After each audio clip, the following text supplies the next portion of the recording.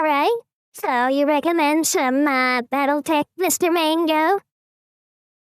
Let's do some BattleTech then. So, from Mr. Tex himself, the Black Pants Legion, BattleTech 101, the Great Houses of the Inner Sphere. I'm pretty sure I'll like it. I liked the other video I did. Okay, let's do this.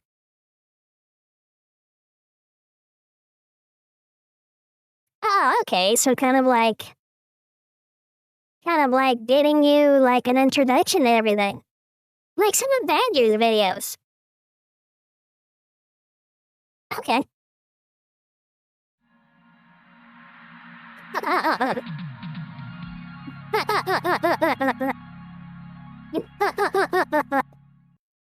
I keep forgetting they do this. It's great. It's great. I love it. I love it. So, my grandmother, when I would stay at her house, she still had a VCR. And so, like, you know, a lot of the old movies that I used to watch, like Jewel of the Nile and the old Indiana Jones and stuff like that, they would have like little like advertisement things like this in them. I remember describing them to Badger and he'd be like, "Oh, nostalgia trip. I remember when VCR came out." And I was like,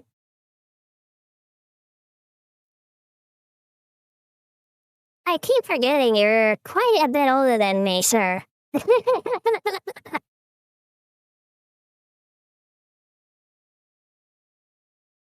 My mom had a VCR as well, with home videos and a bunch of stuff. It was great. Oh yeah. Oh yeah. That year was kind of sad though, because like his family lost a lot of stuff, in 2 different floods, and then a fire. He doesn't even have his social security card.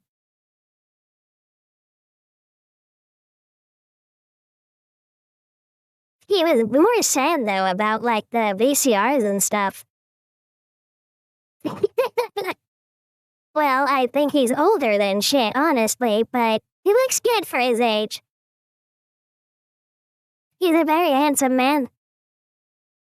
And he's still very, very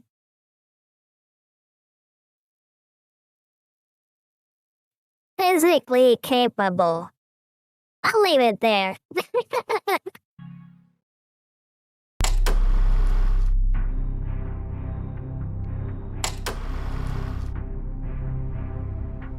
Okay. Oh gosh. I remember there was like a slideshow at my school. And one of the teachers actually had like an old projector with like little cards. I thought it was so cool. I remember being a little girl and just wanting to like play with it.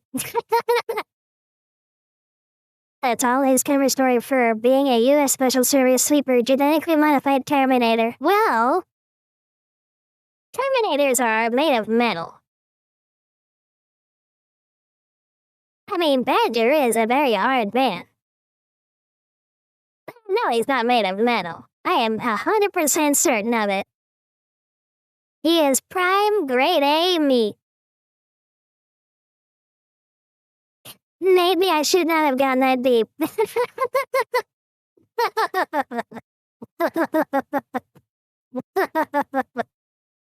Oh gosh. I miss him so much. That being said, let's have fun with this, okay? I'm having thoughts. So let's change what the thought patterns are, okay? Welcome, new mech warriors, to the Inner Sphere, where you can keep whatever money you find so long as you live to payday. That's For cool. our first lesson, the Great Houses. Slide, please. So the Great Houses are the 6, or for people who can actually calculate projection power on an appreciable strategic scale, the 4 peer states, 1 remnant, and 1 hermit kingdom that make up the inner sphere. No, it's not a perfect sphere. I love how the rest are like so serious and they're labeled so seriously.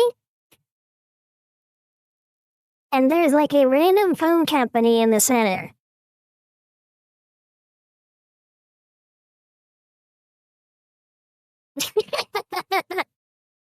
I love this. I really do. It's really enjoyable. Just a random phone company. What are they, like T-Mobile in like the future or something? Wait. I'm guessing BattleTech's pretty old, so...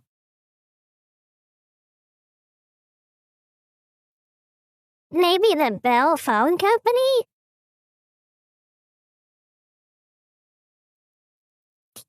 Well, yeah, it's Telephone Wizards Comstar. They're Comcast and the Vatican.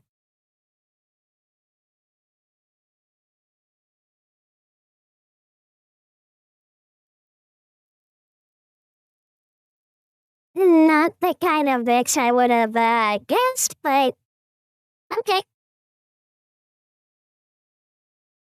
What's that say? And Rasa Lager? And Rasa Lager, okay. So I'm guessing there's somebody else. For a bit. Oh, does that mean they get like conquered or something? Rosalog? Roslag? Not sure how to say that. Okay, so that's why it says clan invasion, because it's not just a faction. They're invading. Okay. That's simple enough. Oh, so that means these people get, like, invaded by the clans? Well, that sucks for them. Okay. Well, it's pretty fun so far. Soda? Okay. Yes, there are things outside of it. Today we're talking about these assholes. These are the great houses of the inner sphere, and they're all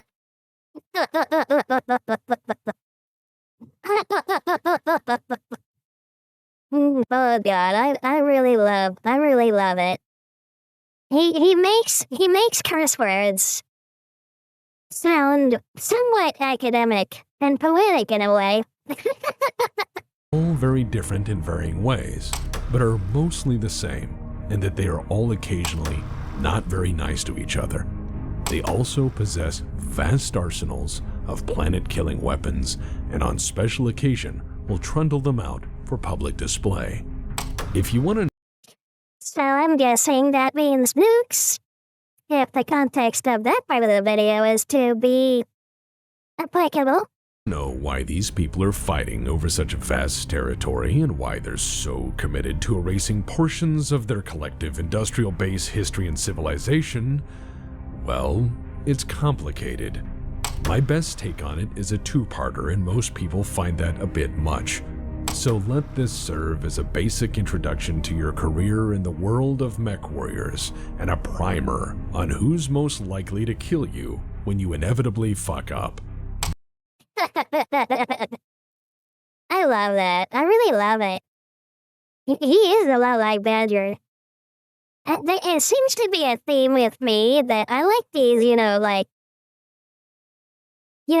these gruff and tough, wizened, veteran, older men.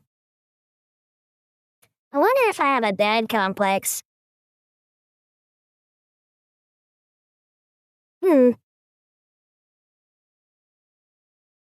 Maybe not.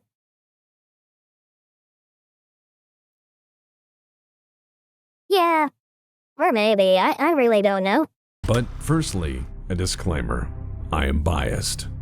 As a mercenary plying his trade in the inner sphere, I find Oh wait, this is supposed to be like a drawing of text?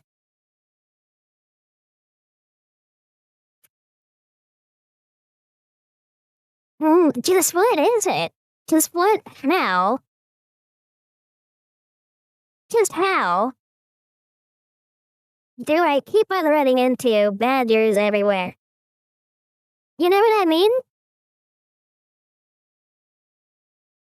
I mean, tell me this isn't badger, but with hair. And just not as ripped.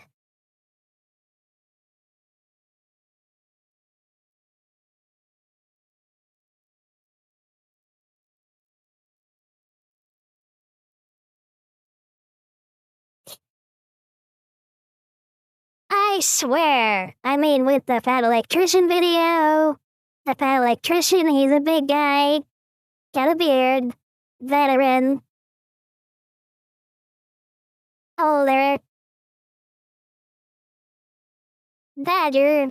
Veteran. Got a beard. Handsome. Older. Tex. Got a beard. Has hair. Veteran. Older.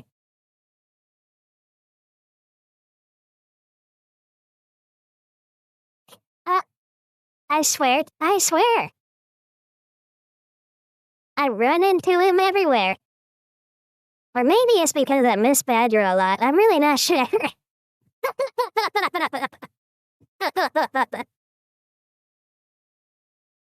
Tex had a 9-foot tall, 460-pound jacked elemental clanner as a wife.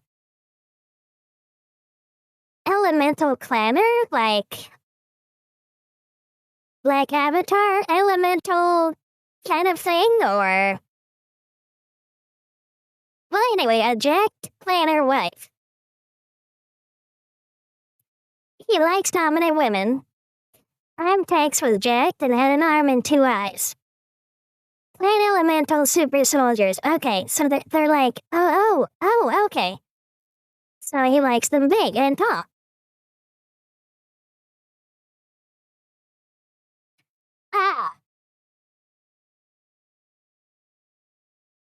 They wear power arm. What, like Texas, powered arm right here?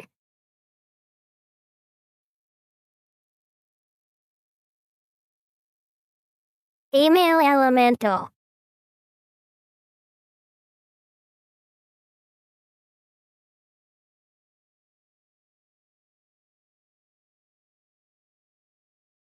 Female elemental. Planner. BattleTech.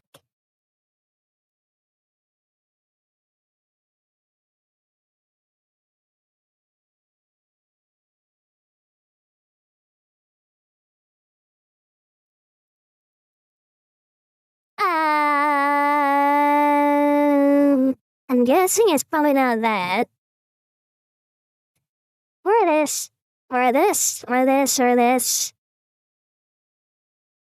This looks closer, but I don't see... Would it be this one? Image is black and white. Oh, okay. So this one.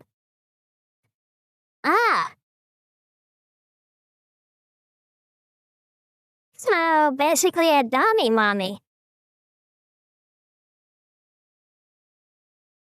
Okay. I see now. That's understandable.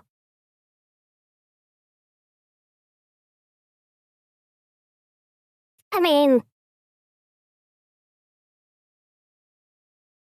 That does make sense, actually. Yeah, that makes sense. I can see it. I mean... I'm the same height as Badger. And he's pretty tall. And his ex-wife was also pretty tall. And his other ex-wife was pretty tall. So since all these men are very similar to each other, I have a suspicious feeling that they all have similar taste.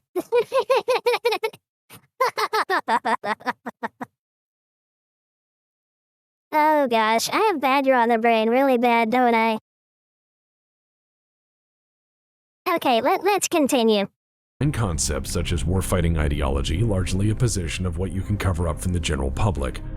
Mainly because, at the end of the day in the inner sphere, it's about you and yours, and smoking craters tell no tales. They make a hell of an autocannon. But to better illustrate my point, let's just dive in. She canonically broke his pelvis on multiple occasions. Okay, so he's not as strong as Badger is. Badger's first wife would be like, and no, this isn't creepy. This isn't creepy girl, okay? This isn't stalker girl. I was just curious. And I looked up his first ex-wife. And she was an Amazonian.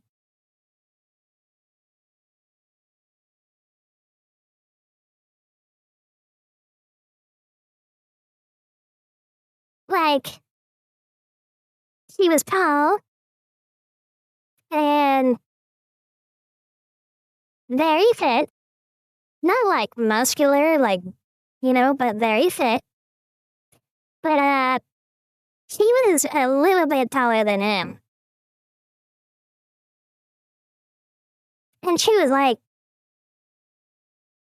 she was beautiful. I saw some pictures when she was younger, and I can really see why Badger would.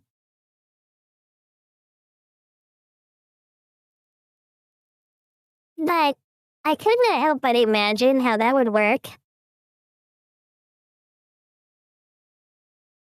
Badger is very strong.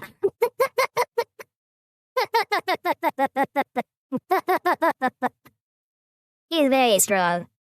So I think Mr. Tex is at a bit of a disadvantage compared to him. Elementals tear through tanks without their armor on. Any Hall would be a small elemental in strength. Any Hall.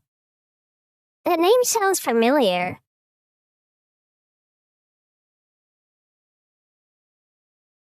I'm sure you'll tell me about it very soon. But yeah, Badger likes them to be at least his height. Or taller.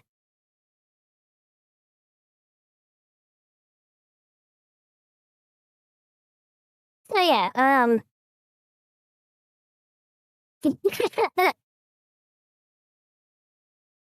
he's the world's strongest human?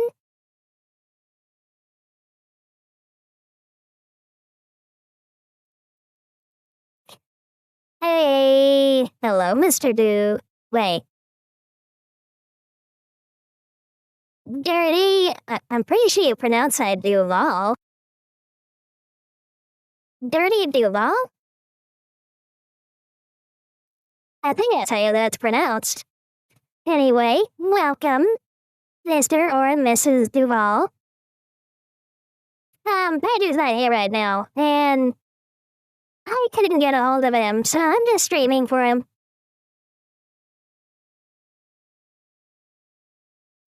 So, how are you today? Tell me, how was your day? Hopefully your Halloween was good. I hope you're being safe. And any well wishes you throw Badger's way would be appreciated. But yes, I actually don't know, what Badger is doing right now. He's not even answering me, so... Welcome to the stream. We're watching some, Oh wait, what did he call it? Mr. Mango, sir, what was this called again?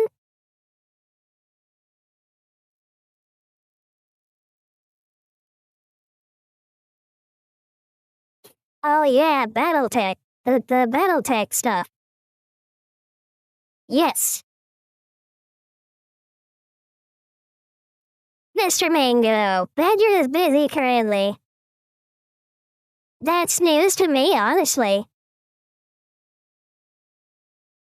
But it is good to hear he's doing something, and he's not just, well, not doing anything. Okay, I need to stop thinking about that. Let's continue with the video. Map is from 3067. Maps So from welcome, after Mr. that Duval. are somewhat messed up, for a number of reasons. And on an unrelated note, let's just brush this radioactive ash off here, and there we go. 3067. Don't mind the flickering on the screen. I'm told it's mostly harmless. Mostly. Let's begin with the great houses themselves. Mr. Mango, we played BattleTech on Xbox. MechWarrior 5 Mercs. Wait, that's the robot game Badger plays, right? I'm not that into video games, so I wouldn't know. But it sounds familiar. I think I've seen him play it. Is it like where there's a bunch of different, like, battle robots, and they do different things, and there's big ones, small ones, and all that? Ah, okay. Okay, so it's from this. Well, that's pretty cool. I'm learning some other things today. Thank you, Mr. Mango. I'll be moving clockwise as we go for those of you who understand time, and left-hand feed for people who understand timing.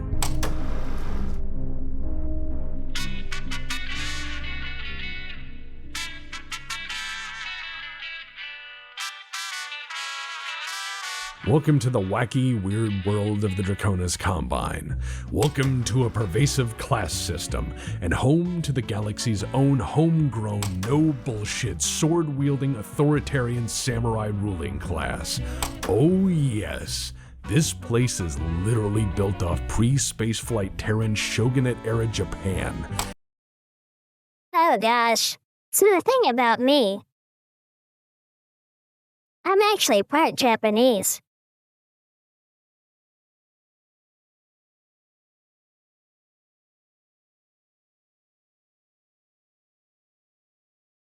And I've met some of the family. They're still in Japan. They live in Hokkaido. And they've not changed very much. At all. Like, at all. I mean, like, they're barely, like, involved with technology. They're like one of the ones that lives in the berries. Like, out in the, the countryside. And they're very traditional. It's a completely different, way of everything compared to here. Yeah, just a little tidbit. It's a monolithic, all-encompassing bureaucratic machine run on war and conquest that thinks optimal Christmas dinner is, by tradition, fried chicken. They're a fun collection of ideas. Behold, this is their throne room. Take that in. Oh gosh. You can tell whoever sits there is important. Although this is something I have in common with Badger, is that we both really love, traditional, Japanese, architecture and culture.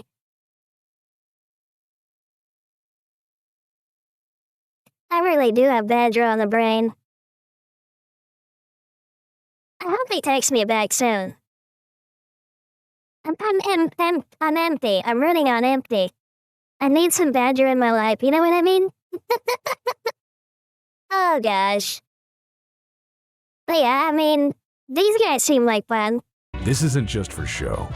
This is their military. These are their uniforms. These are their mechs. They fight this all the time. Yes, those swords are very real and do brutal work. All right, so back to the guy in the chair. That is... Wow. That's actually really cool. And the artwork seems like it's very well done and hand-drawn. I like that.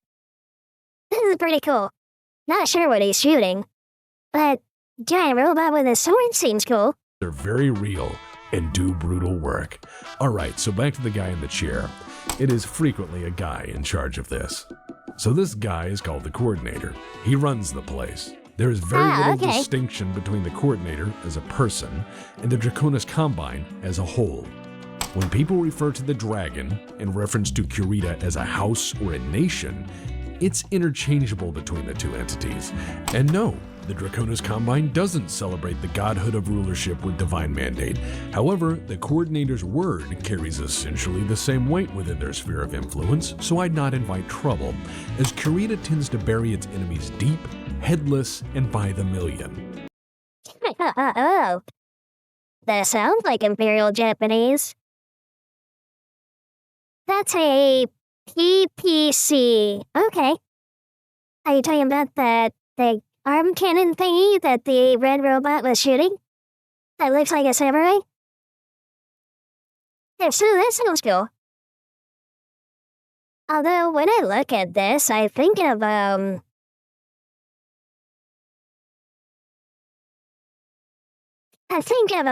oh gosh, what were those movies? One of them had, Channing, wait, no. Charlie Hunnam? The guy that was in Sons of Anarchy. They were like big robot movies that he was in. Or at least one of them, I think. Oh, what's the name of those?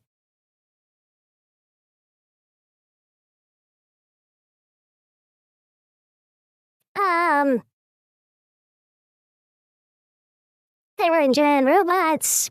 They fought, creatures from the ocean. I can't remember the name. I was kinda watching it with Badger, but we weren't doing much watching. Although the movie was playing in the background. Yes, thank you, Mr. Mango. Pacific Rim. When I see, like, those, robots, I think of Pacific Rim. I don't know why. They probably have nothing to do with each other. But that's what comes to my mind. They have no issues with troubleshooting in government, as trouble should be shot in the Draconis Combine. And if there is anything to fear from these guys, it's that they believe in a manifest destiny, which involves House Kurita controlling everything. The Draconis Combine started as an agreement between two worlds, which was then fed war and conquest through House Kurita's leadership. Kurita has had total control since the beginning, aside from that one cadet branch that one time in the family who was wiped out long ago. Also, you completely missed the KFC reference, as House Kurita's Christmas required tradition is fried chicken. Oh, I thought that was just a joke. That's serious? So they're kind of like real Japan. From what I hear from Badger, like, from back in the day, the Japanese would adopt certain things from, like, American culture. And it was really big over there. Whereas for Americans, it would be like a normal, innocuous, average thing. So yeah, that would make sense. Yeah, that very much makes sense. Oh yeah, it really is. Badger even remembers when they opened their first, dozen stores. Which I was like, wait, did they have that there? What? But yeah, because I've only been to Japan once. But it was only because my grandmother took me.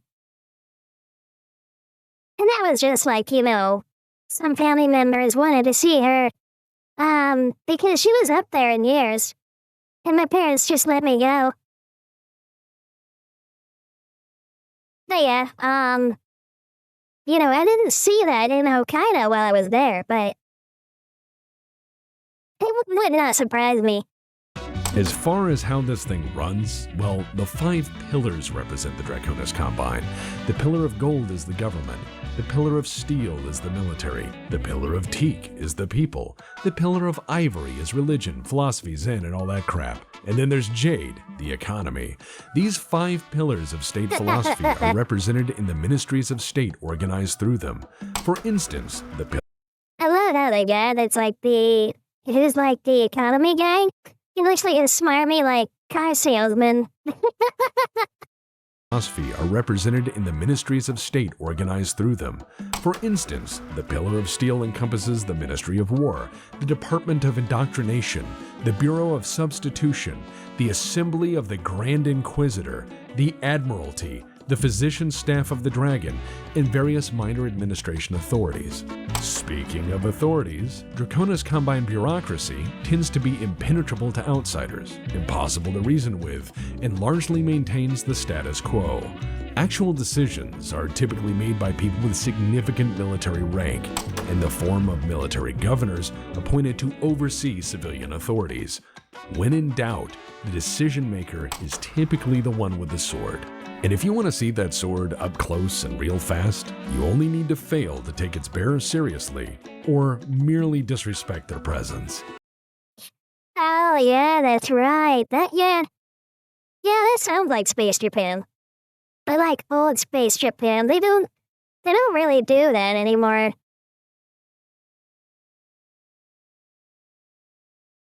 Not sure if that's good or bad. Honestly. Hello, Mr. Wolf. How are you? I'm going. Work's almost done for my shift. Oh, okay. Well, I'm okay. I just, I had Badger on the brain, and I had some time, so I was like, I'm gonna do some streaming. So that's what's happening right now. Plus, I kind of missed this. It's really hard, like, between work and everything else. It's hard to find the time. Ooh, Mr. Mango, sir. Korea is kind of responsible for the whole setting going to shit.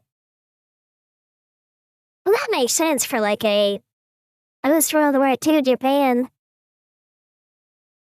Because that's what it seemed like, like the after of the Imperial Japanese. They helped fight Genghis Khan in the American Civil War. Oh, so they helped... Wait, there's a Mongol invasion in this, setting? With a Genghis Khan and everything?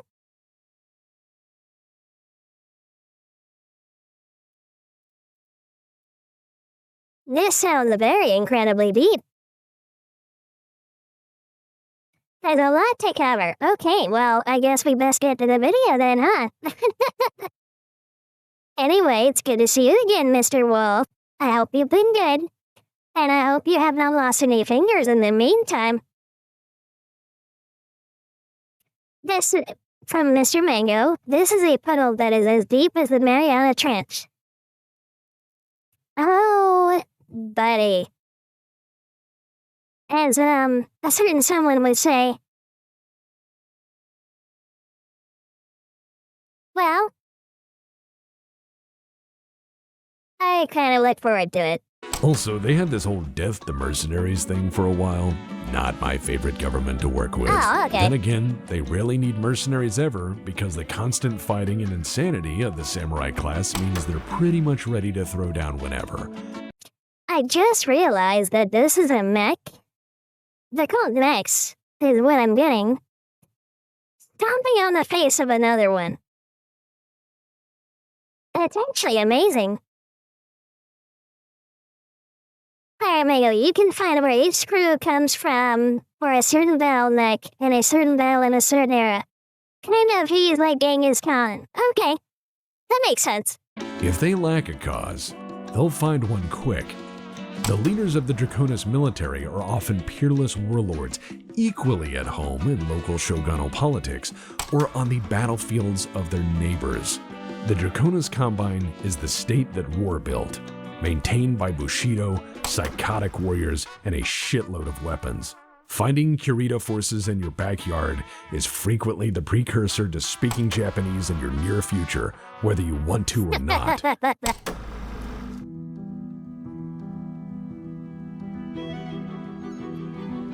Oh gosh, that one robot completely destroyed the other one. Is it kind of part of everything where you don't really know who to root for? Like you don't know who the good guys or bad guys are? Is that a thing? Because this is what it looks like. Oh, I missed a chat. We call him Maris that to mock him. He's not Genghis Khan, really. He's a backstabbing SOB who ruined the Star League. That, whatever that is, sounds important. Okay. Wow. The lore gets deeper. Next door is ruled by House Davion, the so-called good kid of the successor houses. The noble one. The one that likes autocannons a lot. That's these guys. Technically, the state is the Federated... Wait, it says... Devin isn't the greatest, but they're definitely trying to be the good guys. Okay. Commander Wolf, and in a twisted fate of irony, the SODF became Mongols. They became the thing they destroyed. Even deeper lore. Okay. This is starting to become very big.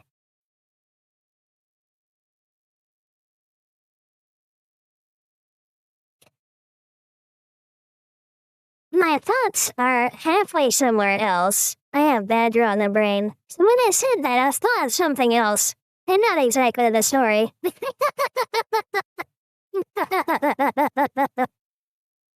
Oh gosh. Alright. Mostly you guys are Debian and Free World League, depending on the era. Okay. We're learning more. Well, specifically Kerensky and that they turn us from the American Civil War. Free World's not really there, too busy infighting so that they just do anything. Okay. Sons, and they're another fun monarchy. House Davion is descended from English and French nobility, operating as... It really sounds like a lot to just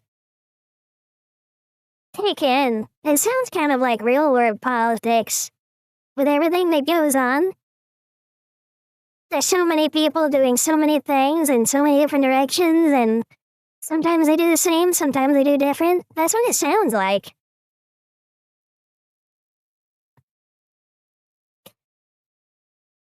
They also started the first succession war by nuking the Lyran Commonwealth. I'll tell you the historical setting for a time that hasn't happened yet. I will try to remember this, but I can't promise anything. Constitutionally bound monarchs and has been, since ever, trying to reinforce their position as champions of liberty and personal freedom at every annoying turn. Because of this, most people think House Davion, and by extension, the Federated Sons, are self-righteous assholes. And they are not wrong. Oh gosh. I really love it when Tex does those sharp little, clips with everything. Mostly. But see, the story is a bit funny on that.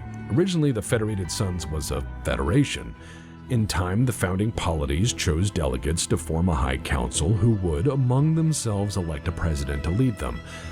But the political machinations of the Davion family were all about having a monarchy, so they pushed the presidency into that, and since then the Davion family has ruled, which is really good for them, mostly good for the Federated Sons, and has worked out for the most part. However, Davions being Davions, one had to rule them all, so there was an early Davion civil war. The 5 marches had to decide for themselves who would be the first prince, and sharing was, apparently, not a serious consideration at any point. And the winner of that first early Davion civil war, Alexander Davion, went on to pass more legislation than any of his predecessors because he had total military support. Turns out you can make people vote how you want with a bayonet. However, the story doesn't get any worse really for some time at least. To their credit, House Davion was not a despot. They encouraged then and still champion free speech, individual liberties, and personal freedom. But in the end, it is a monarchy. Considering the mostly beneficial ruling arrangement, some will label Davion a father knows best state, which has many times but not always been justified in its actions. As such, it is seen as one of the more stable houses on account of broad public support. I will admit this, though they can be miserably righteous and annoying, they're frequently not evil, just smug, and yes, that is just as bad. The armed forces of the Federated Sons have historically been one of the most professional militaries in the Inner Sphere, originally formed from peacekeepers and always kept as modern as state industries could allow. These guys even developed the predecessors to the Warhammer on their own dime in the earliest years of battle mechs. Even when they're wrong, they're almost right. Davion may not pay you well, but they won't bury you for no reason. Mostly. Okay. Wow.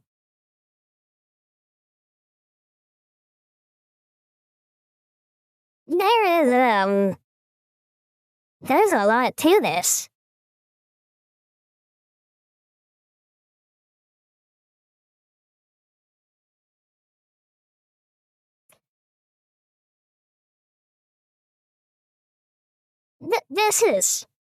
This is way more than I thought it would be. Okay, let me rewind chat. I think I missed some things. Okay, from Mr. Wolf. I hate Capellans are more known as House Liao. They space China and have done worse than Korea, which is saying something. Well, if they're based off of China, I believe it. I mean, people talk about, I saw a video about it recently. People talk about, Unit 731. But throughout most of Japanese history, the Japanese just left everybody alone. Whereas, China hasn't done the same. And they've done a lot worse things to their people than the Japanese ever did. Dracs are way worse than Capellans. Oh yeah, they're called Draconis here. Okay. The dragon. We can argue this later. She will never finish this video if we don't shut up. Maybe, we'll see. Commander Wolf, you say that by least Drax will honor a Merc contract. That will screw over many ways. Drax killed you as a Merc up until the clan invasion. Okay. Capones are just often too broke. Yeah, this one is just one era, by the way. There's like 7. Okay, so... Wow. Mr. Mango, Age of War, Starlight, 3 Succession Wars, Clan Invasion, Vietnam Civil War, Jihad, Republic Early and Late, Dark Age, Ilclan.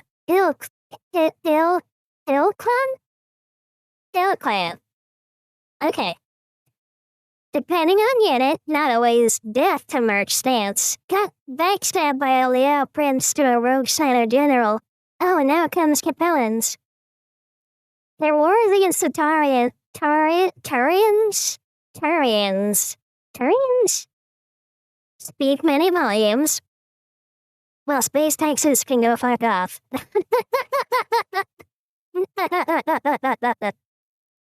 Oh, shoot. Mr. Wolf, true. Okay, I've caught up with chat. Now I'll leave you two to your little spat, and I'm gonna continue the video.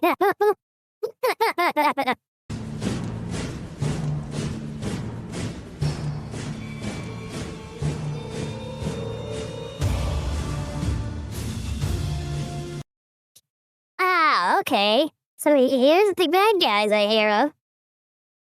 The Capellan Confederation and House Liao. Okay, so this is Space China, essentially.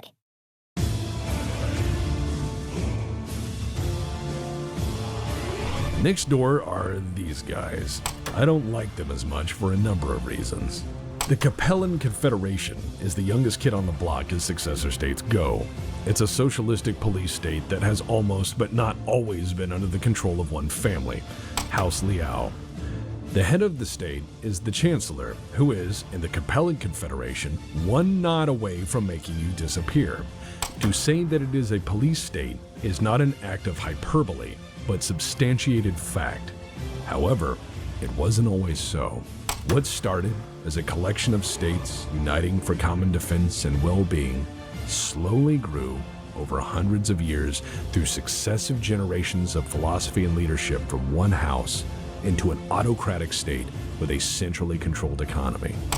Some would say this is a functional dictatorship, but dictators tend toward having some sort of functional agenda or understanding of strategic power. But in truth, there's actually three forces that run this place, at least in theory. They are the Chancellor, the Prefectorate, and the House of Scions. The Chancellor is the CIC of the Armed Forces, Special Forces, and the face of the state in matters of foreign policy. The Chancellor can also make decrees and legislative changes at will. It's a powerful position, to say the least, and has nearly always been a lifetime appointment for House Liao. The Prefectorate is the body of state regional entities and greater nobility. The House of Scions isn't, mostly. It's a lifetime appointment. So they are Space China. Or, well, I don't know, cause China has changed leaders a couple times recently.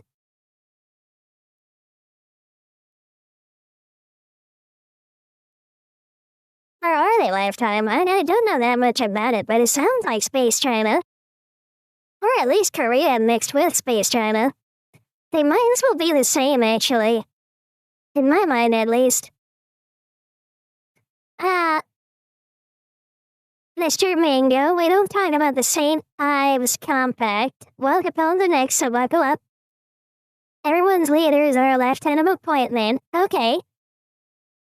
House Champion is elected with position, but it's for life.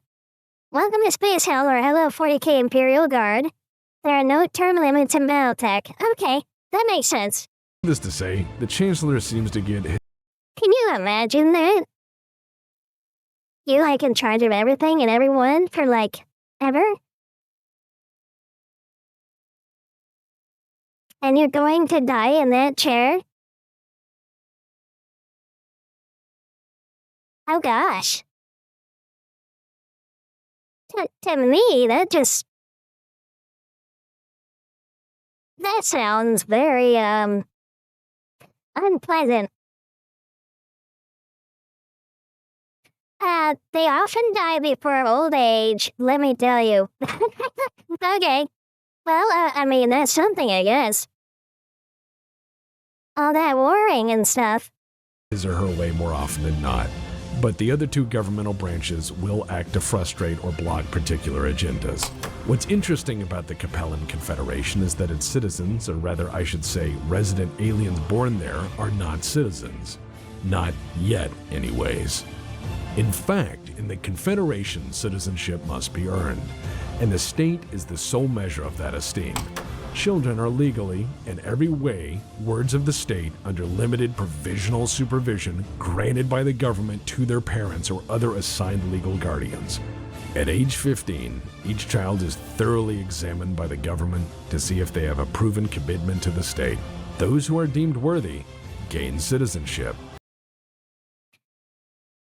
Yeah, this sounds like, something I would expect from, China and Korea. Those who are not are given a grace period for a second evaluation, but failure to measure up as a citizen for any reason results in becoming a non-citizen, which are frequently referred to as state servitors.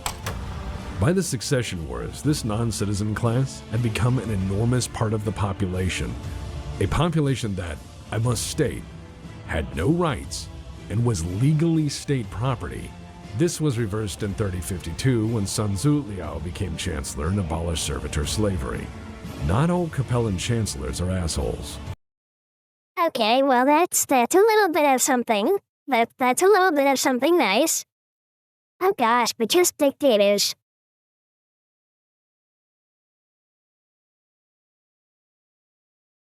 And the children are just, you know, they belong to the state and not their parents. That sounds very China and very North Korea to me. My gosh. Most, though, well, the record speaks for itself. The military of the Confederation Armed Forces have traditionally been the underdog, but have never shied away from a fight. They frequently are pushed into doing far too much with far too little, and on top of it have to face the catastrophic political and military meddling of a chancellor who may or may not understand the difference between entertainment and war. The fact that Capellan state has not been conquered outright speaks volumes to the abilities of the CCAF, who have demonstrated battlefield insanity as a doctrine for nearly 8 centuries. The Capellan economy is centrally planned and is designed on the principle that sufficient planning can overcome any hardship. This has produced mixed results. The Confederation always endures, but at what cost?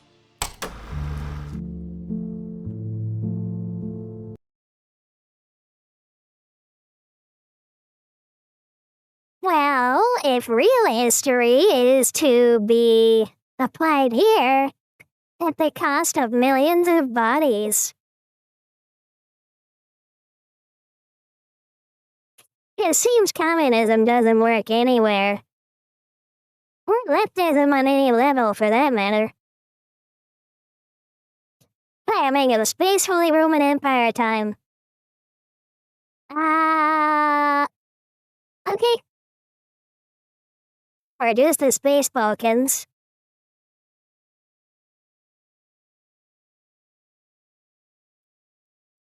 So it's both? Well, that's disturbing.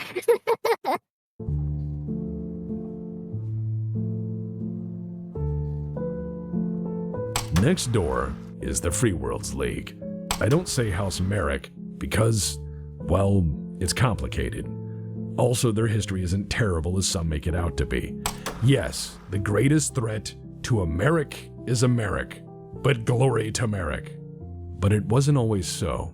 The Free Worlds League was actually formed before the Terran hegemony, born out of the early Terran Alliance's colonial struggles and then collapse as an early power. Your homeworld falling apart in early colonization was, well, somewhat on the catastrophic end of things. So nations which weathered that catastrophe learned self-reliance.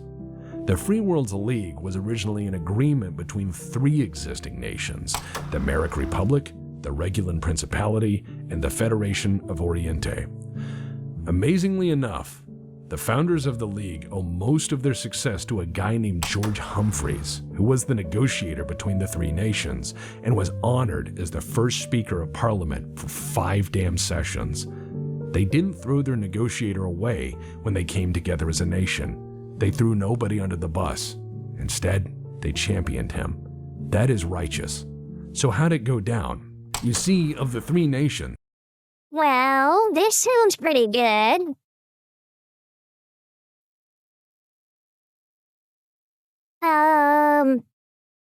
Mr. Wolf? Hello, the most awesome faction. One of them, they had mech warriors based off King Arthur and the Knights of the Round Table. Oh, okay, I like that story. As a mana collection, primary faction is a Circinus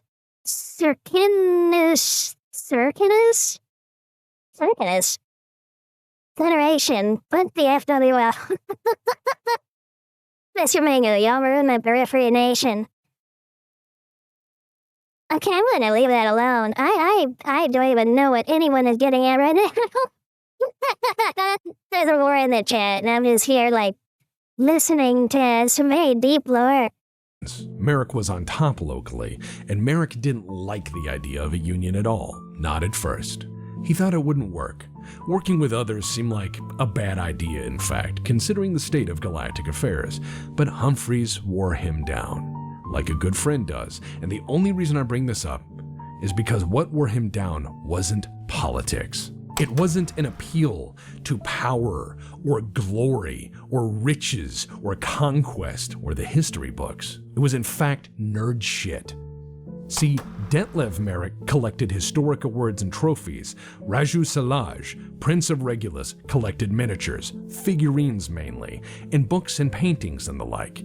And these two guys nerding out about their neat stuff they liked and had collected contributed as much toward the founding of the Free Worlds League as anything else. So basically, this faction came into being because some guys like playing a game.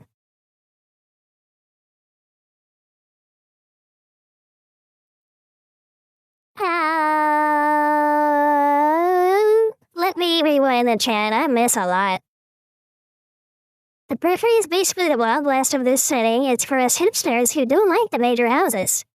You have Space Vegas, Space Romans, Space Texas, Space-based people. Okay. Commander Wolf, okay, that was mostly Jihad era and mostly World of Blake bullshittery. That was mostly right as at the time messing around. You talking about the Space Romans? Mr. Mingo, well no, we stopped the Marian hegemony. Yes. I'm gonna continue. I'm not really sure how to address that. Ostensibly, the Free Worlds League is a federal I hope your guys win, and if they're the bad guys, I hope they lose. And if your guys are the good guys, I hope they win. That's all I got.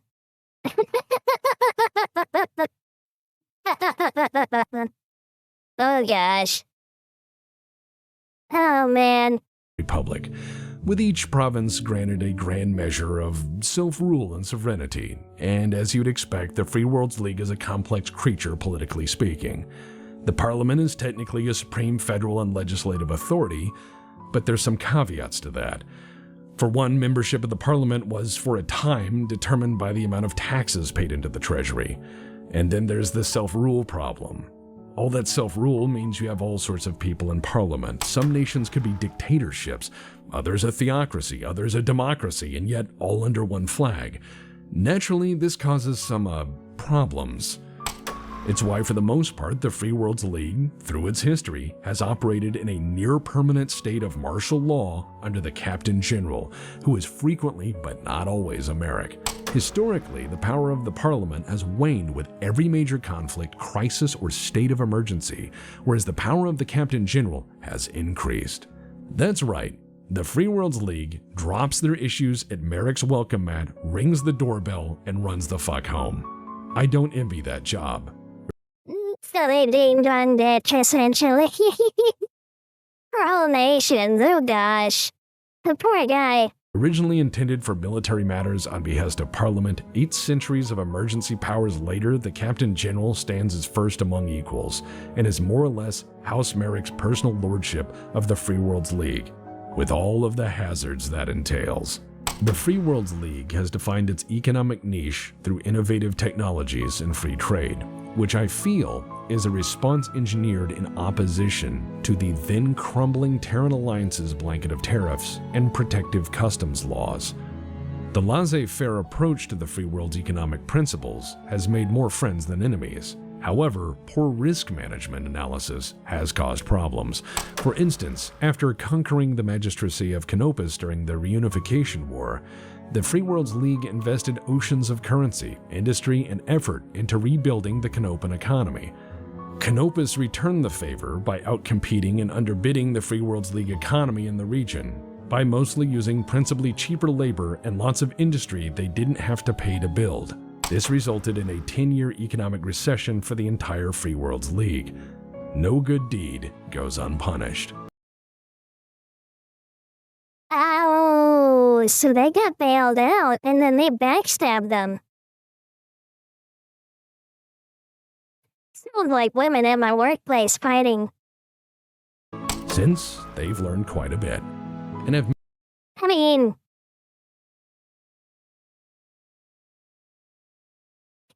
like small little story. One of our senior nurses got a mostly incorrect patient report. And they corrected the CNA that did it. Well,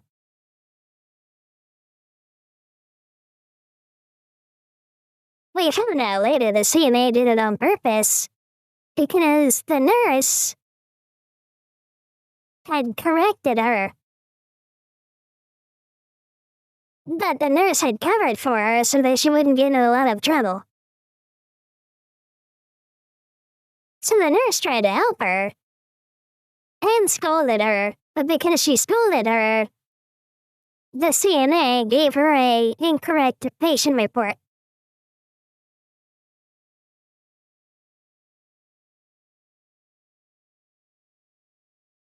Yeah, what? Never believed. Okay, and I know it's all men in the chat, so listen closely, boys. Never believe a woman that says women are peaceful. We're very much not. Very much not. We're very emotional creatures. And our emotions lead us on almost everything. And so since our nature is more of destructive chaos, if left by ourselves mostly, I know it may seem like the exception, but I was raised by a very great woman who I love and admire and take a lot after.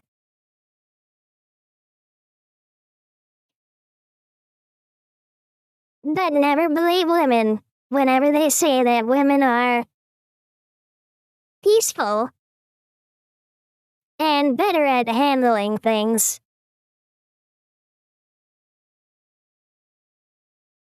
So, just a little tidbit of something, okay, boys? Ooh, let me read the chat. I missed the chat. I wonder what the fight's about. What's the tea, the sauce, you know? You know?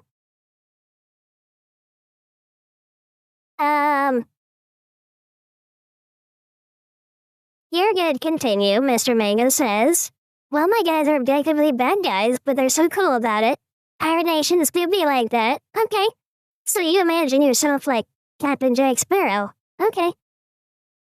Also in terms of what? Well, I'll shittery after we allowed to get fucked over the most in terms of chin lore. Commander Wolf. I mean, could be worse. Could be the League of Nailed Fisting.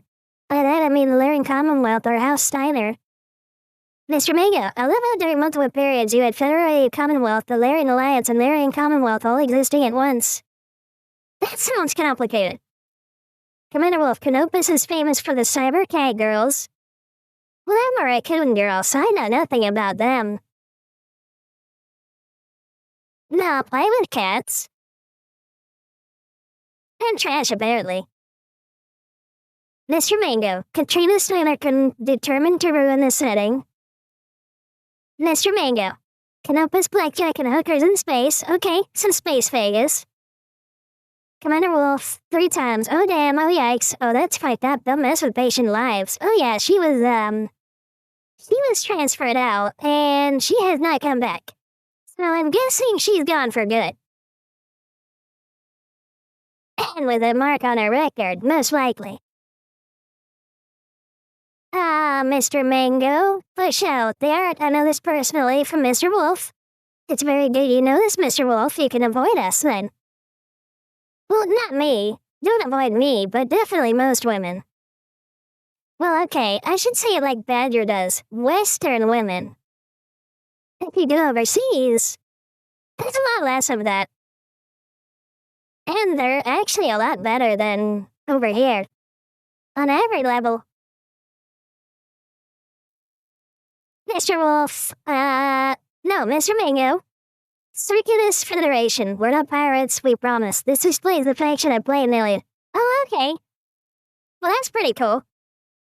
Okay, back to the video. Manage their economic affairs with care to guard against the systemic mayhem and shock as caused by other states, good intentions or not. Culturally, the Free Worlds League is a mix. In fact, it is probably the most diverse state there is in the Inner Sphere. The principal language is mostly a derivative of Star League English, but on any given world you might hear Czech, Arabic, or Urdu. With the sheer number of cultures and political systems present in the Free Worlds League, it must be said that if there was anything that unified them, it was not a Merrick, but more an ideology.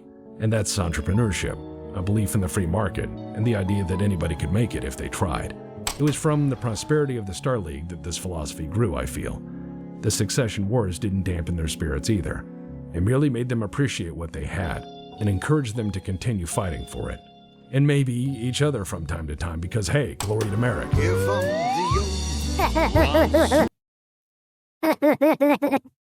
Well, that's pretty funny.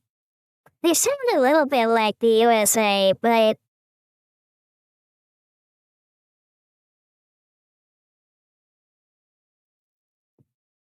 Yeah, they kind of sound like the USA. A little bit. A lot more like... Civil War-y type infighting stuff, though. And they have a space Vegas. They're called Space America by casuals, but it's closer to the Balkans or HRE. Well... maybe. But they don't believe in, like, free enterprise in the Balkans. It's very much regulated there. And very corrupt. It's much worse than here. I would lean more towards Space Americans, but, like, I guess with the influences of the Balkans in certain ways.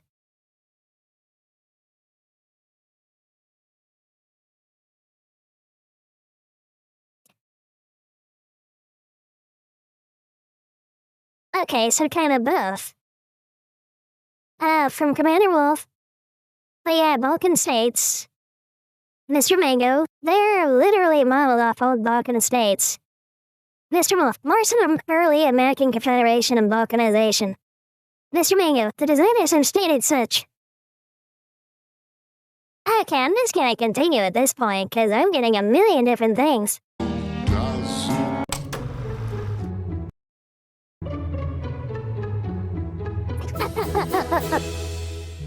Next door is the one people make fun of, and for some of the right reasons. Welcome to the Lyran Commonwealth. First of all, few call it that unless they're declaring war or arranging marriage, which if I'm frank might be the same thing in the same afternoon. Wait, it means to what? Declaring war or arranging marriage, which if I'm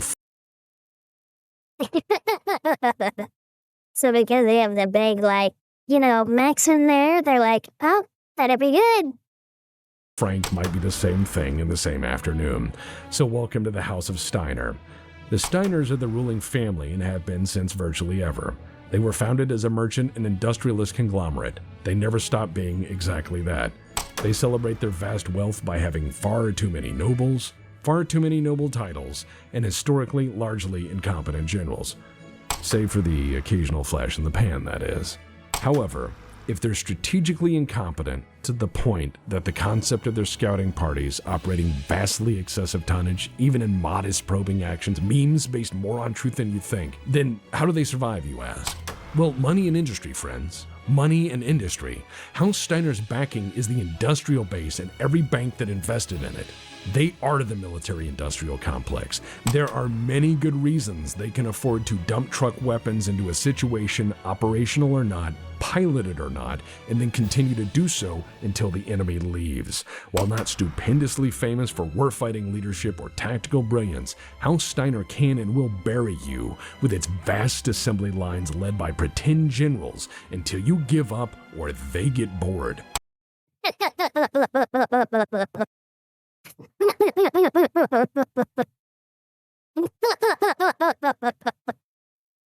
Oh my gosh. Oh gosh. Oh man. Mr. Mango, let's go. Capitalism, baby. Okay, so this is closer to Space America, right? Mr. Wolf, hey, you need to behave. The Emerald Max in the throne room. Mr. Mango, put tons of cash. Mr. Wolf, Steiner is full on World War II America. Mr. Mango, 110%. Mr. Wolf, the Atlas is a good scout mech, funny enough. Oh my gosh. Oh, I like these guys already. They put their money where their mouth is. They're not good at anything, but they will drown you in metal is what it sounds like. Every tragic comedy of their strategic planning is It sounds like it sounds like what people think of it, like the military-industrial complex, like you said. Like Space America military. Like I remember Badger telling me about invading somewhere. And this was a while ago. Actually, I wonder if he was talking about invading Iraq or Afghanistan. One of the two, I think, maybe.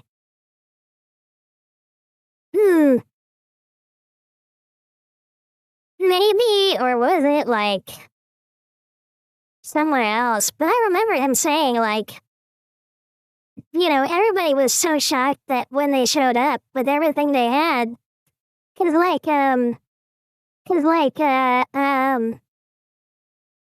they, like, brought everything at once, essentially. So, like, you know, something happened, and then, you know, America said, military, go destroy them, and Badger was there, and then he said they showed up with everything. Planes, tanks, ships, aircraft, other aircraft, more planes, tanks, and ships. Just overwhelming force. And he said that when they got there, and they set up to go, they then got word that they surrendered.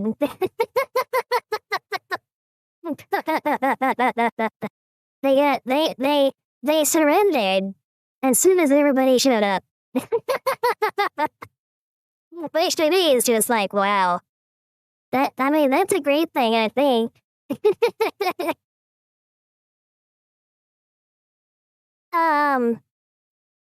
Mr. Mango, ironically enough, yeah, also funny they don't use the charger. They have chargers in the space though? Like the car? When the Kurita uses the Scout Assault Mech and no Kurita uses the Scout Assault Mech and no Steiner. Oh, okay. Okay. Mostly covered by the sheer power of their pervasive economy and vast military industry. In its early days, the Lyran Commonwealth was headed by 9 Archons as patterned off ancient Athens of Terra, because early post-Terran colonies were like that, very, idyllic. Then one guy deposed the other 8 and decided to establish the Estates General to run the show and finally hammer out some agreements on what rights meant. And it's kind of worked out. Technically, the Archon of the Lyran Commonwealth is an absolute ruler, commander-in-chief of all military forces, and can unilaterally make most governmental decisions with a modest nod. They run the show. They even hold the right to grant and remove noble titles in perpetuity, titles which hold significant power. So they're a ruthless autocrat, right? Laugh if you want. These medals were probably once somebody's children. Yeah, I've heard Badger say something similar about, you know, like real military. Not really. Most Archons of House Steiner, aside from a few notable assholes who need extensive cover She looks like she has crazy eyes. Right out the bat. In what I will likely label a historical diss track are mostly okay people. They delegate most decisions to the bureaucracy, the councils of state, appointed advisors, and the estates general, and they typically just keep their heads down. Or just go to the Solaris thing. Right, the Solaris thing. So there's a bullseye in the inner sphere in the murder for entertainment business, and it's right here. Solaris 7. This is pretty much Steiner in a nutshell. But I'm not an expert in these matters, so I'll turn it over to a local. He can sum it up better. Mr. Fisher, take it away. Solaris 7 is the only place where you can pay money. Ah, okay. And I am in the way. I'll need to move for this guy.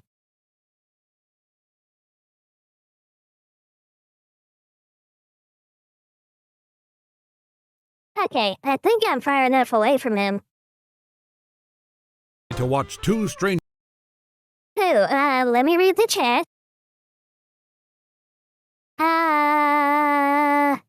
The Charger, an 80-ton scout mech mostly just used to kamikaze charge and beat to shit other mechs. Cause it's a slab of shit that can move so fast.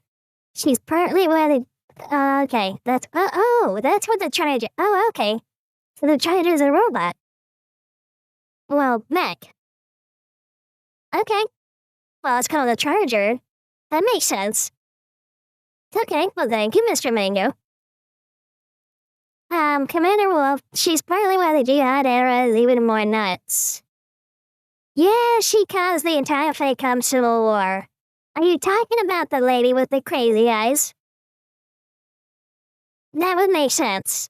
I mean, that's historically accurate, too. Almost every woman that's ever been in charge, almost every woman that has been in a position of great power has almost every time just started wars just because, they got mad.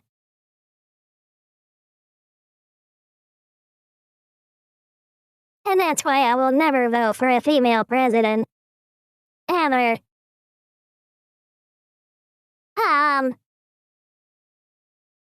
Mr. Wolf, you're dead. Mr. Mango, cause she's capital C crazy. Yeah, it makes sense. She had crazy eyes. Hello, CJ. How are you? I hope you have a good day. Happy midnight. How's the evening going? Well, I'm watching some BattleTech.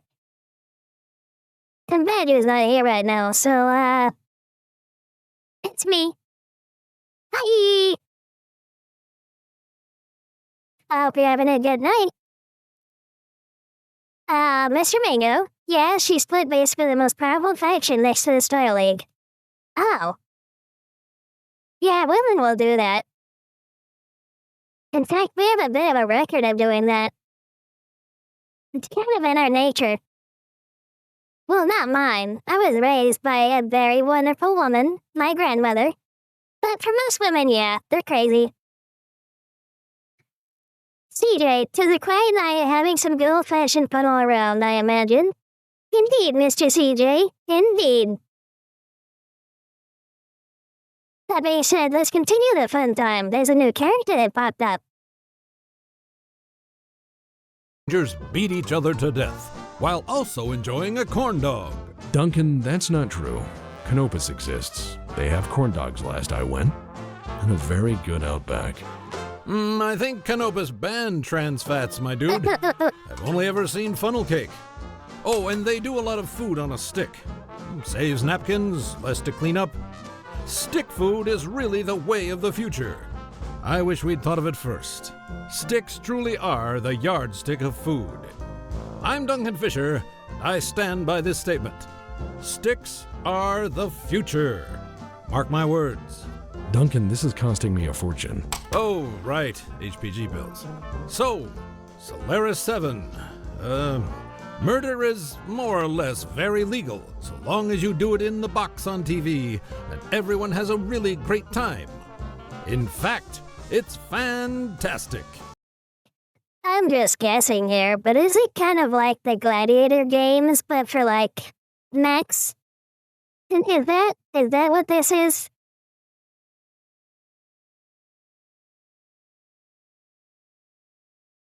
Yeah, that's what it sounds like this is.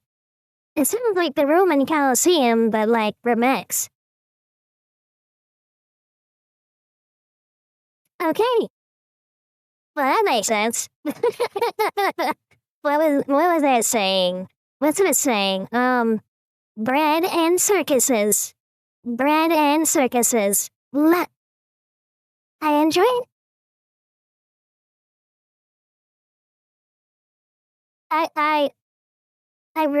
I'm really liking how very much aligned with like real life history it seems. And also the fun stuff they put on top of it is I like how it's almost simple but not, you know? Anyway, it's very fun, or at least Mr. Tex makes it seem very fun. There's explosions and music, and I'm there. Every night, on every screen. I tell you all the things I think you need to hear, and most of them are very accurate. Very, very accurate. Anyways, this is Duncan Fisher signing off, and this appearance cost Professor Tex 1,485 C-bills. Thank you, Duncan. Steiner space is a complex thing. Okay, so he was someone kind of like, I'm guessing from the universe. Okay, let me move me back over here, you see. Okay. I got my space back. The funny man left. Not good, not evil, just very big. In fact, I think that the Lyran Commonwealth is much like a cosmic horror. Some giant, blind, idiot god, just waiting there, happily making money and strudel, singing merrily to itself until someone comes over and flips the table. And then it becomes very, very upset. Oh gosh.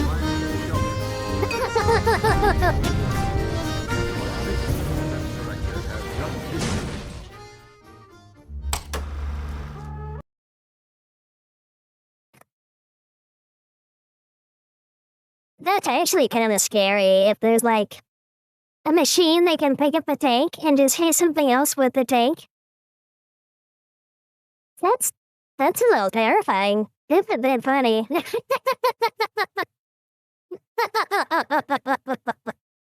I'm really enjoying this.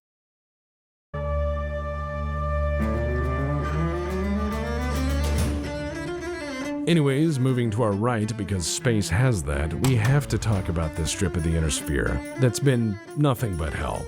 We're not talking about these a-holes here, because they're not from here, or rather, not recently.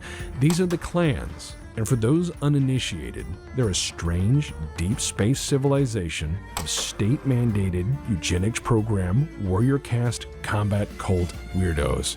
Even by our standards. Ah, so these are the clanners Mr. Mango was talking about earlier. That have the big dommy mommy, like, super soldiers.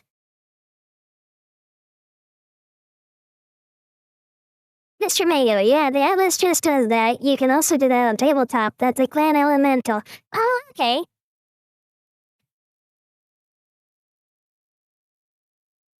All I can really say is, well. They're very weird. They also got completely wrecked by the phone company. It was a pretty okay time. For us, that is. So, here's what remains.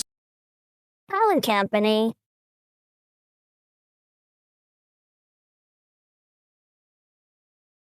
Phone company. Oh. It's the phone company people from the center of the map I saw earlier. Okay, I think we talked about them a little bit. Of the somewhat free Razohog Republic. So these guys were a thing, briefly, until these guys decided they shouldn't be. because they were between these guys and Terra, which is controlled by the phone company, who wasn't cool with these guys taking a bite out of everything on their way to the telecoms HQ for very odd, strangely specific, quasi-spiritual reasons, which were very different, strangely specific, quasi-spiritual reasons. The phone company decided to murder them. Guys, as it turns out, you can make people show up to an ambush by just asking them. Remember, be kind, it pays dividends. Before that unpleasantness, Rasselhog Okay.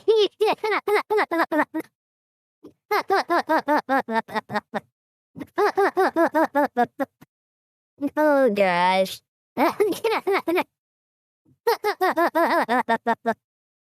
Oh gosh. Oh my gosh. Oh my goodness. I really love how Tex puts things. It's really fun. And funny. was a state come from the space between. Oh, that's what it looked like. Oh, okay. And then they get crushed by the clanners. They're Dobby Mommy super soldiers. And then the phone company, killed them. That's basically what I'm getting here. Like in a nutshell. Mr. Mango, that's what they did in lore, by the way. I literally asked them deadass in a more roundabout way, but that's what happened. Oh, okay. House Kurita over here, and House Steiner. These Kuritan buffer worlds were, before Kurita came along, an independently free principality of mostly culturally Scandinavian colonists. This small state was then overrun by House Kurita, who had to pry the worlds from them after 30 years of guerrilla warfare. They didn't go quietly. They were always a somewhat fiercely independent border region who resisted assimilation into the Draconis Combine. Over time, and some phone company intervention, Theodore Kurita was convinced of the benefits of creating a buffer zone between the houses of Steiner and Kurita by granting Rasselhog independence. Some of Kurita's guys were so mad at this that they resisted the government, and Kurita had to fight what was called the Ronin War. After Old Man Kurita gave his rowdy warriors the belt, Rasselhog became essentially a neutral buffer between the two superpowers of House Kurita and House Steiner. They were independent for almost 2 decades before these assholes came in, and in the end, they weren't anymore. This much of them survived as a rump state under the custodianship of Comstar until 3070, when Clan Ghostbear more or less took them in. Because Ghostbear is of a similar cultural background and understands the importance of family. Good people mostly. Kinda clingy though. Okay, so they got conquered. Okay, first they were ruled by Kurita. Then they were given independence by Kurita, and then fought for independence, and then they all got invaded, and then they got crushed, and then they got saved by the phone company. Well, no, the phone company murdered the clanners, and then they got saved by some of the clans. Kinda. Did I get all that straight? Kinda, sorta, maybe? A little bit, please?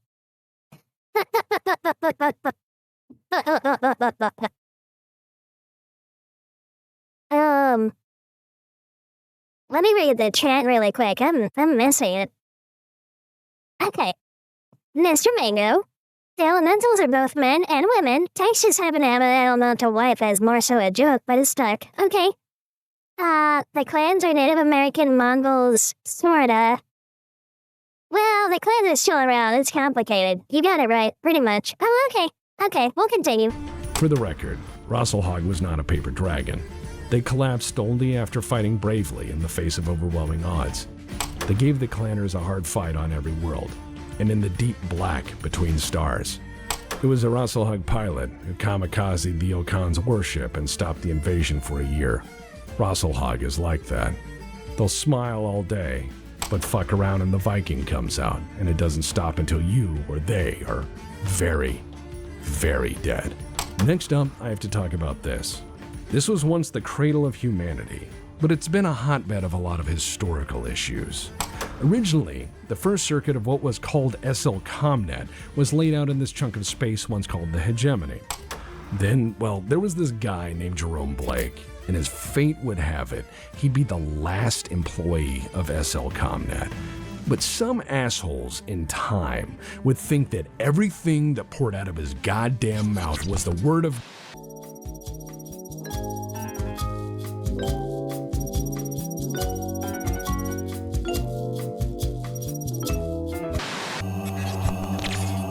Right, so I guess next time I have to talk about the periphery, then the deep periphery. I'm getting some cult vibes, but let's continue. Great. Goat, play me out. Team, show these people how we pay our bills. See you next time. Stay safe.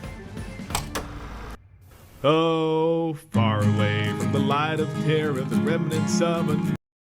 Ah, okay, that's it. It's over? This has been a Black Ben's Legion production. The word that you guys keep trying to support text. Anything to do more support, Mike and Oopsie, Duncan, fucking nailed it, Fisher, join the deal. Join the crew. Grab a... Actually do. Why does that sound familiar? Ah. Commander Wolf, the picture of his ghost, rare elemental wife says otherwise. She does look nice, though. Fire Mango real. Commander Wolf, that's word of Blake. Sounds like a cult. And Comstar. Also sounds like a cult. The worst lore mistake in the game's history. Comstar is fine. The Wob sucks.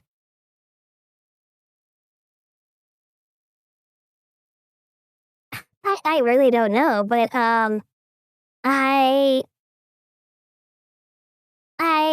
hope and wish there's good guys somewhere. Oh my gosh. Crew. It's a damn periphery. We're full of pirates, cultists, rednecks, and opus girls. Okay, well, that's the end of it.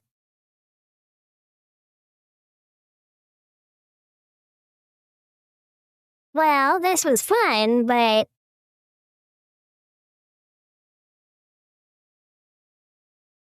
unfortunately, it's time for this girl to go to bed. Mr. Mango, there are no good guys, just good people in a shit setting.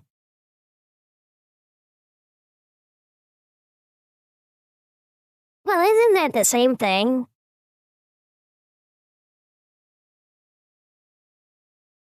I mean, I think that's the same thing. Anyway, this was fun. I already liked it. As well, of course, I like Tex, and I like some of the things Badger likes, so yeah, I like Tex. That being said, this was fun. And I look forward to some more the next time I'm on.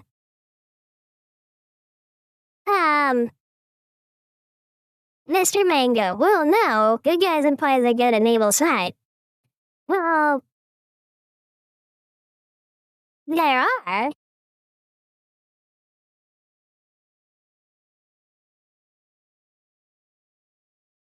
Mr. Mango, the sides are all shit. There's just occasionally good people in charge.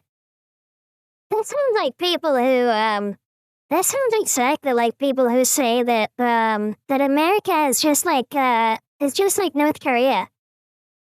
Or that America is just like Iran. Or like Russia. That sounds very much like the same thing.